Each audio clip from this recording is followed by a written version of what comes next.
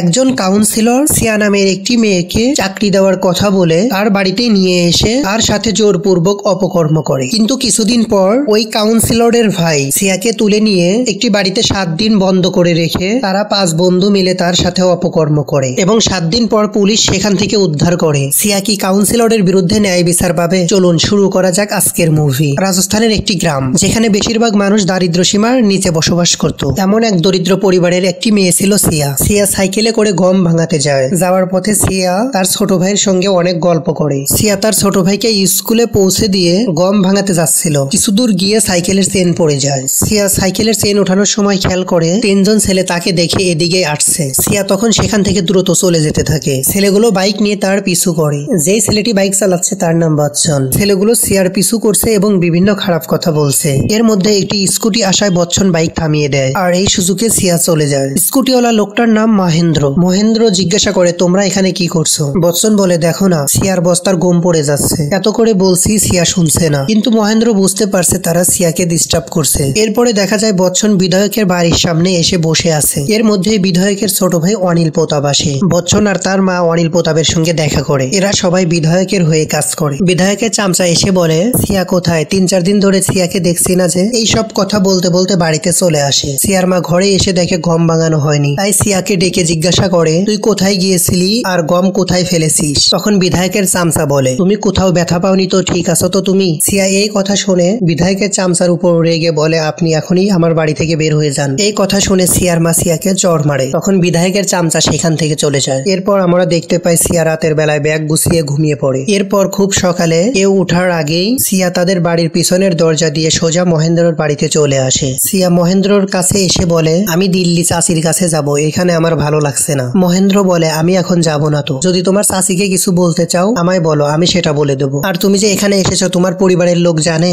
সিয়া বলে, আপনি শুধু আমায় টিকিট কেটে দিন, বাকিটা আমি দেখবো। মহেন্দ্র সিয়াকে অনেক বুঝ দিয়ে বাড়িতে যেতে বলে, বাট সিয়া বাড়িতে না গিয়ে নদীর ধারে গিয়ে বসে থাকে। এর কিছুক্ষণ পর সিয়া বাস স্ট্যান্ডের দিকে যায়। তখন দেখা যায় বচ্চন আর তার বন্ধু কার নিয়ে এদিকে আসছে। এসে সিয়াকে কারে উঠতে বলে, কিন্তু সিয়া সেখান থেকে দৌড়ে পালাতে চাইলে বচ্চন তাকে লাথি মেরে ফেলে দিয়ে পা ধরে টেনে নিয়ে জোর করে কারে তুলে নিয়ে চলে যায়। এদিকে সন্ধে হয়ে যাওয়ায় সিয়া বাড়িতে না আসায় তার পরিবারের সবাই অনেক দুশ্চিন্তা করে। মহেন্দ্র তার পরিচিতদের ফোন দিয়ে জানতে পারে সিয়াকে বাস স্ট্যান্ডে দেখা যায়নি, এমনকি তার চাচার বাড়িতেও যায়নি। সিয়া ফিরে না আসায় পরের দিন সকালে থানায় চলে যায়। মহেন্দ্র আর তার পরিবার সিয়ার কথা বললে ইন্সপেক্টর পান্ডে তাদের কথায় উপহাস করে, বলে হয়তো কারো সাথে পালিয়ে গেছে। তখন মহেন্দ্র বলে, আমরা এফআইআর লেখাতে চাই। তখন পান্ডে বলে, তোমাদের মেয়েকে খুঁজতে হবে নাকি এফআইআর লেখাতে হবে? পান্ডে বলে, তোমাদের মেয়ে পেয়ে যাবে, চলে যাও। তখন মহেন্দ্র বারবার এফআইআর লেখাতে চাইলেও এফআইআর না লিখিয়ে তাদেরকে বের করে দেওয়া হয়। এরপর আরেকটি রাত কেটে যায়। সিয়ার কোনো খোঁজ না পেয়ে মহেন্দ্র সিয়ার মাকে নিয়ে আবারও থানায় আসে। এরপর পান্ডে তাদেরকে একই কথা বলে পাঠিয়ে দেয়। 2-3 দিন চলে যায়, পুলিশ কোনো পদক্ষেপ না নেওয়ায় এই ঘটনা লিখে মহেন্দ্র ফেসবুকে একটি স্ট্যাটাস দেয়। আর এই স্ট্যাটাস দেখে একজন সাংবাদিক এসে মহেন্দ্রর সাথে দেখা করে। মহেন্দ্রর থেকে সব ঘটনা শুনে তাদের পত্রিকায় সেই ঘটনা ছাপিয়ে দেয়। আর খবর প্রকাশের পরেই বিধায়ক তার ভাইকে ডেকে এই খবর দেখায়। অনিল বলে, এটা কোনো ব্যাপার না, পান্ডেকে ফোন করে নিয়ে আসো। পান্ডে আসার পরে বিধায়ক তাদের বলে দেয় কি করতে হবে। এরপরে দেখা যায় পুলিশ ফোর্স নিয়ে একটি পুরাতন বাড়িকে ঘিরে ফেলেছে। ভিতরে দেখা যায় বাচ্চন পুলিশ দেখে কাকে যেন ফোন করছে। সেখান থেকে 5 জনকে অ্যারেস্ট করা হয় এবং সিয়াকেও জিপে তুলে থানায় নিয়ে আসা হয়। এরপর সকাল হতে সিয়াকে মেডিকেল চেক আপ করানোর জন্য হসপিটালে নিয়ে যাওয়া হয়। ডক্টর পান্ডের কথা মতোই মেডিকেল রিপোর্ট তৈরি করে দেয়। এরপর মেডিকেল টেস্ট হয়ে গেলে সিয়াকে কোর্টে নিয়ে আসা হয়। ম্যাজিস্ট্রেট সিয়াকে দেখে পান্ডেকে বলে, পুরো গোসল টোসল করিয়ে নিয়ে আসেছেন তাই না? ম্যাজিস্ট্রেট পান্ডেকে জিজ্ঞাসা করে, ওকে কখন উদ্ধার করেছেন? পান্ডে জানায়, ম্যাডাম 9টায়। ম্যাজিস্ট্রেট বলে, রাতে মেডিকেল না করে সকালে কেন করিয়েছেন? পান্ডে বলে, পৌঁছাতে দেরি হয়ে গিয়েছিল। পান্ডের কথাবার্তায় ম্যাজিস্ট্রেট বুঝতে পারে পান্ডে সঠিকভাবে ইনভেস্টিগেশন করছে না। এরপর ম্যাজিস্ট্রেট সিয়াকে ডাকে। সিয়াকে 7 দিন পর উদ্ধার করা হয়েছে। এর জন্য ম্যাজিস্ট্রেট জানতে চায়, ওকে কিছু খাওয়ানো হয়েছে? কনস্টেবলরা বলে, হুঁ খাইয়েছি। ম্যাজিস্ট্রেট বলে, তুমি কি আজ স্টেটমেন্ট দিতে পারবে? তখন কিছুক্ষণ পর সিয়া বলতে থাকে, বচ্চন এবং কাউন্সিলরের ভাই আমাকে জোরপূর্বক কারে তুলে নেয়। কারে তুলে আমাকে প্রচুর মারধর করে এবং আমার প্যান্ট খুলে ফেলে। এরপর আমার আর কিছুই মনে নেই। যখন আমার জ্ঞান ফেরে তখন আমি দেখতে পাই শিকল দিয়ে আমাকে বেঁধে রাখা হয়েছে এবং আমার পেটের ব্যথায় আমি প্রচন্ড চিৎকার করি। সিয়া আরো বলে, 3 দিন পর্যন্ত আমাকে কিছু খেতে দেয়নি। ওখানে ওদের সাথে আরো 3 জন ছিল, আমি ওদের কখনো দেখিনি, আমি তাদের চিনি না। তারা আমাকে প্রতিদিন নেশা করে অত্যাচার করত। ওরা আমার সাথে কন্টিনিউ অত্যাচার করত। আমি ভাবিনি আমি কখনো ওখান থেকে বেঁচে ফিরতে পারবো। সিয়া বলে, ওরা আমাকে এতটাই অত্যাচার করতো যখন আমার প্রস্রাব পেত তখন শুধু আমার রক্ত বের হতো। সিয়ার কথা শেষ হওয়ার পরে সিয়া বলে আমাকে আমার মায়ের কাছে যেতে দিন। এর কারণে ম্যাজিস্ট্রেটের নির্দেশে সিয়াকে বাড়িতে যেতে দেওয়া হয়। অন্যদিকে পান্ডেকে দেখা যায় অনেক কাউন্সিলরকে বলছে আপনি নির্দেশেই সবকিছু হচ্ছে, চিন্তা করবেন না। বাড়ির লোকজন সিয়াকে স্বাভাবিক জীবনে ফেরানোর চেষ্টা করছে। এদিকে মহেন্দ্রকেও দেখা যায় দিল্লিতে ফিরে এসে সে কাজ শুরু করছে। এরপর সিয়া একদিন বলে আমি চাচির কাছে দিল্লিতে যেতে চাই। পরের দিন সকালে শঙ্কর সিয়াকে তার চাচির বাসায় নিয়ে আসে। সিয়া তার চাচির বাসায় এসে তার চাচিকে জড়িয়ে ধরিয়ে বলতে থাকে আমি তোমার বাসায় থাকতে এসেছি চাচি। আর চাচি বলে ঠিক আছে তুমি এখানেই থাকবে, তোমাকে আর কোথাও যেতে দিব না। সিয়া চাচার বাসায় এসে একটু একটু করে স্বাভাবিক হতে শুরু করে। মহেন্দ্র পাশের বাসায় থাকে। মহেন্দ্র সিয়ার কাছ থেকে জানতে পারে সিয়া 6ষ্ঠ শ্রেণী পর্যন্ত লেখাপড়া করেছে। এর জন্য মহেন্দ্র সিয়াকে বলে তুমি কি পড়তে চাও? সিয়া সম্মতি জানালে মহেন্দ্র বলে আমি তোমার বাবার সাথে কথা বলবো। এরপর সিয়াকে তার চাচাতো বোনের সঙ্গে একই স্কুলে ভর্তি করে দেওয়া হয়। অন্যদিকে বাচ্চারা সবাই জামিনে মুক্তি পেয়ে যায়। এই খবর মহেন্দ্রের কাছে আসলে পারে মহেন্দ্র বুঝতে পারে না ওরা কেমনে মুক্তি পেয়ে যায়, কারণ সিয়া তো এখনো প্রাপ্তবয়স্ক হয়নি। মহেন্দ্র ওদের বিরুদ্ধে লড়তে চায়, কিন্তু সিয়ার বাবা আর চাচা এই ঝুট ঝামেলা করতে চাচ্ছে না। অবশেষে মহেন্দ্র সিয়াকে এইসব কথা জানিয়ে দেয়। সিয়া এখনো ওইসব অত্যাচারের কথা ভুলতে পারেনি, তাই সিয়ার ওইসব কথা মনে হলে রাতভর কাঁদে। এরপর কাউন্সিলর একদিন সিয়ার চাচাকে ফোন করে বলে তোমরা আমার পরিবারের মতোই, তোমার ভাতিজির সঙ্গে যা কিছু হয়েছে শুনে আমিও অনেক কষ্ট পেয়েছি। এই সব কথা বলে বচ্চনের সাথে সিয়ার বিয়ের কথা বলে। কাউন্সিলর সিয়ার চাচাকে থ্রেট দিয়ে বলে তুমি যদি আমার কথা না শোনো তাহলে তোমার আগের কেসটি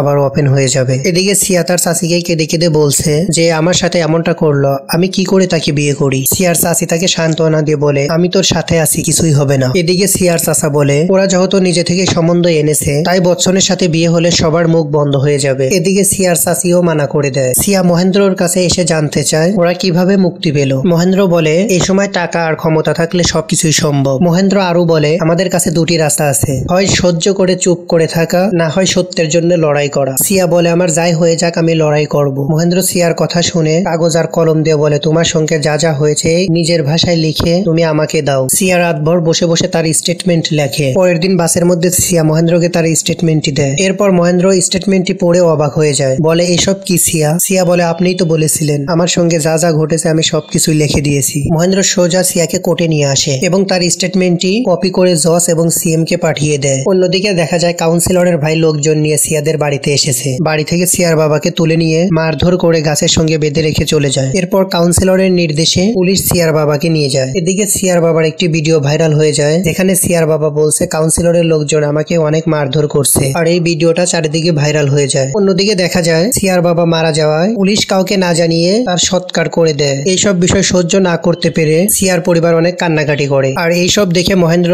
ফেসবুক লাইভে এসে এই সব কিছু প্রকাশ করে দেয়, আর এই ভিডিওটিও ভাইরাল হয়ে যায়। এরপরের দিন কাউন্সিলরের বাড়িতে মিডিয়া এসে ভিড় করে। কাউন্সিলর সাংবাদিকদের সামনে এমন ভাবে নাটক করে যেন কাউন্সিলরও চায় এই কেসটির সঠিক বিচার হোক। এর মধ্যে একজন সাংবাদিক উঠে বলে এই কেসটি সিবিআইয়ের কাছে হ্যান্ড ওভার করা হয়েছে। সিবিআই এর কথা শুনে কাউন্সিলর চিন্তায় পড়ে যায়। এরপর সিবিআই এসে তদন্ত শুরু করে দেয়। সিবিআই প্রথমে সিয়াকে জিজ্ঞাসাবাদ করে এবং সিয়া সমস্ত কথা বলে দেয় এবং সিবিআই মহেন্দ্রকে বলে তুমি তো একজন লয়ার, তাহলে এফআইআর কেন লেখাওনি? মহেন্দ্র বলে স্যার যে থানায় আমাদের নিয়ে উপহাস করা হয় সেই থানায় আমার কথায় এফআইআর লিখবে। এদিকে সিবিআই ওই 5 জনের অ্যারেস্ট ওয়ারেন্ট জারি করে এবং তাদেরকে অ্যারেস্ট করে নিয়ে আসে। আবার ওই রাতেই কাউন্সিলর মহেন্দ্রকে ফোন করে থ্রেট দেয়। আবার কাউন্সিলর যে মহেন্দ্রকে ফোন করে থ্রেট দিছিল এই ভয়েস রেকর্ডিং গুলো মহেন্দ্র সিবিআই কে দিয়ে দেয়। কাউন্সিলর খুব ঢাক ঢোল পিটে তার দলীয় নেতা কর্মীদের সাথে থানায় আসে। এদিকে কাউন্সিলর তার লয়ার দ্বারা তার লিখিত একটি স্টেটমেন্ট সিবিআই কে দেয়। সিবিআইও তাকে একটি কাগজ ধরিয়ে দেয়। লয়ার তখন কাগজটি দেখে বলে স্যার আমরা ধোঁকা খেয়েছি। এদিকে সিবিআই কাউন্সিলরের আগে থেকে 14 দিনের রিমান্ড মঞ্জুর করে রেখেছে,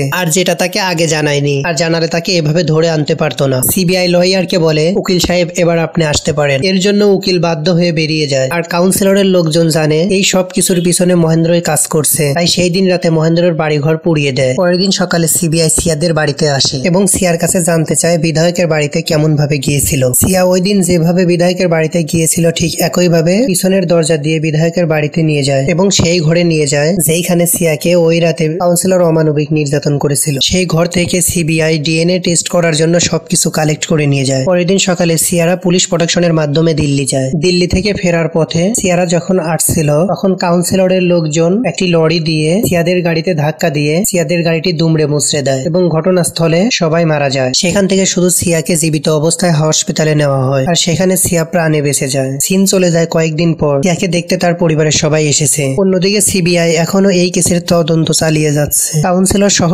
সবাই এখন আইনের আওতায়, হয়তো তাদের শাস্তি হবে, কিন্তু সিয়ার সাথে যা ঘটে গেল এবং সে যা যা হারালো তা কি আর কখনো ফিরে পাবে? এই প্রশ্নের মধ্যে দিয়ে মুভিটি শেষ হয়ে যায়।